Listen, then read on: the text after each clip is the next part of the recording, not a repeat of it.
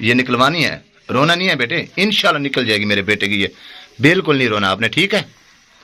ये निकल जाए फिर दुआ करेंगे हमारे लिए। रोना मेरी तरफ देखो, देखो देखो ऊपर देखो बेटे, ऊपर तो देखो।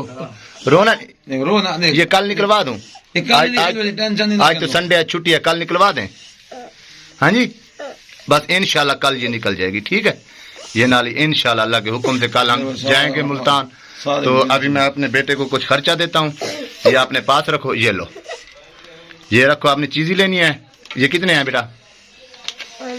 500 दिया है, आपने चीज़ ही लेनी है, चीज़ ही खाओ। इंशाल्लाह नए कपड़े भी दिलवाऊंगा और ये भी निकलवाऊंगा, ठीक है बेटे? ठीक है, अल्लाह खैर करे। रोना रोना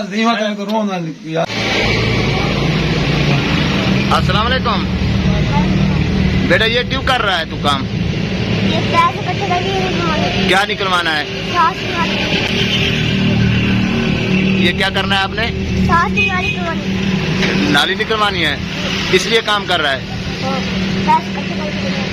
इंशाल्लाह हो जाएंगे बेटे, अल्लाह पे भरोसा रखें, इंशाल्लाह अल्लाह पाक खैर करे।